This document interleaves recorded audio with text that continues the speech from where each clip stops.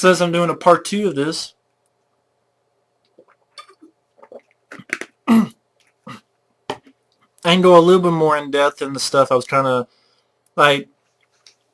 Real quick, like number 10 is I Frankenstein, based on a graphic novel with Aaron Eckhart. Number 9 is Pacific Rim. I like the trailer. Number 8 is Elysium with Matt Damon, Jodie Foster, the new sci-fi film from the director District 9. Number 7, Oblivion with Tom Cruise. I like the trailer to it. Number 6, The Tomb. I'm a fan of Schwarzenegger and Stallone. Expendables 2 disappointed me, but hopefully this will be a good rebound after that.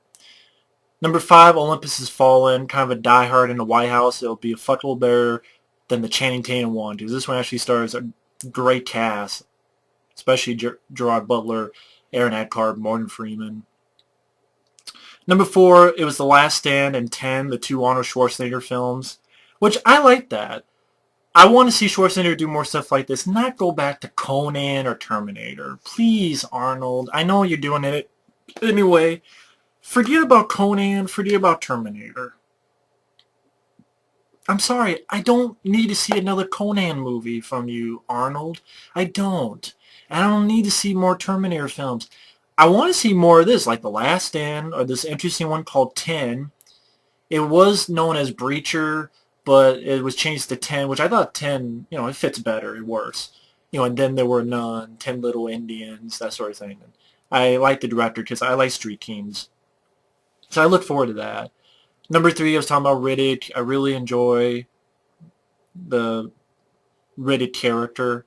I watched a playthrough of the video game. Even that was cool. And come on, Vin Diesel, do Triple X3. Stop worrying about Fast and Furious shit. I want to see the return of Xander Cage, damn it. Number 2, Die Hard 5, which is A Good Day to Die Hard, which I hate that title because it sounds like a fucking parody. A Good Day to Die Hard on Mad TV. Die Hungry, Die Hard, Die Bullshit. Die Hardest. I mean, why do you need to do that? Good Day to Die Hard. Why don't you just put Die Hard 5 with a V? Or whatever. And I love the John McClane character. I love Bruce Willis in that role. I really like Live Free or Die Hard. I even like the title. Yes, the villain could have been better. But I also love Rambo 3, and the villain in that was not that good either. So this one, I like the trailer. I don't really understand the need to having Bruce Willis's John McClane's son in the film, that character, or why it takes place in Russia. But again, I like the John McClane. I like the character. I like Bruce Willis. I love all the other Die Hard films, so I really liked the trailer. It looked like it was big. It was a big movie. It wasn't done on the cheap. I don't trust the director because the motherfucker directed Max Payne. I think Max Payne was a pain in the ass to watch. Someone was asking, well, why do you have a problem with Mark Wahlberg? Because I think he sucked. To be honest, I think he's an overrated actor. With the fucking happening. What? No. Yes. And Planet of the Apes, yes. Fucking Max Payne, and he's in a trailer I just saw, Pain and Gain, with him and The Rock that Michael Bay's directing. It looked fucking ridiculous and stupid. Ted, I did not care for Ted. I'm sorry, I did not care for Ted. I didn't think the only parts I laughed was the Flash Gordon parts. That's it. I'm sorry. Just Max Payne. You sure got the guy who voiced the character. He looks like Max Payne and he sounds like Max Payne. I'm not sure if it was the guy who voiced him in the very first game or in the sequels. I can't remember. But he showed in a teeny tiny part in the Max Payne movie. And he looked like Max Payne and he sounds like Max Payne. So why don't you have him as Max Payne instead of fucking Marky Mark? So a lot of other actors you could have cast. Shit. But what do I know? What the hell was it going? Oh, the director. I'm not a fan. I don't look forward to this director. Yes, I like Behind Enemy Lines. That was a long time ago. I liked Simon West and Con Air. You know my opinion of him lately with the mechanic. Expendables 2. But, So, but Die Hard 5, I hope it's good. I hope it's good.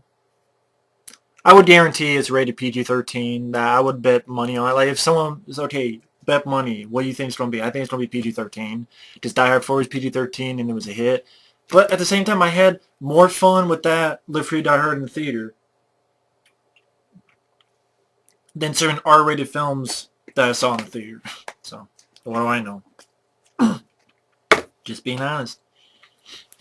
And number one would be a film that probably none of you may know about. And it's a film called Gravity. If you're wondering, what the fuck is that? It's directed by this guy named Alfonso Cuarón, or Caroon, or I can't pronounce his last name. He directed Children of Men. Now, whether you like or hate Children of Men, it was a very well-directed film. You could tell the guy directing it had a really good, solid talent to it. And I love the idea behind this film. There's like 3 people in the cast. One is some random space station captain, so you probably only hear his voice or probably just see him for like 5 minutes or whatever. Mainly stars 2 people, Sandra Bullock and George Clooney. And I'm a fan of Sandra Bullock. I know she's got a new one coming out, like a buddy cop film, which, what's fun, because I like Sandra Bullock. And George Clooney I'm a fan of. Ever since From Dusk Till Dawn, I've been a fan of George Clooney. I like The Peacemaker. I don't mind Ocean's 11. I can watch it. I know he's done other films. I just can't think of it off the top of my head. But I like the idea behind this. Sandra Bullock plays a doctor. She's a medical engineer on her first shuttle mission with veteran astronaut Matt, weirdly enough, George Clooney's character's name is Matt Kowalski, who's in command of his last flight before retiring. On a seemingly routine spacewalk, disaster strikes. The shuttle is destroyed, leaving Stone, Sandra Bullock, and Kowalski, George Clooney, completely alone, tethered to nothing but each other and spiraling out into the blackness. The deafening silence tells them that they have lost any link to Earth and any chance for rescue. As fear turns to panic, every gulp of air eats away at what little oxygen is left. But the only way home may be to go further out into the terrifying expanse of space. Which, that's interesting. That leaves a good mysterious figure on what does that mean? That's what I like. I like that sort of mystery to it. And what I love about it, it reminds me, for some reason, it sounds stupid, because it's not the same movie, but it reminds me a little bit like 127 Hours. I guess someone, or here, 2 people, stuck in some place that's a really bad place to be, and if they don't get out of there, they're going to die. And I like that idea behind the film. I like the 2 actors. It's not a hack director. It's a good director. It's an $80 million budget, so granted, who knows how much of that's going to the actors, but yeah, I think some of them would be based on Children of Men, it's a good-looking film. Children of Men is a good-looking film, I should say. And George Clooney, he's a guy who really picks his projects. Whether you like or hate the movies, he really does take his time to pick his projects. I think he even admits after Batman and Robin, he started doing that. Because the guy's done... should look at his filmography, see what he's done.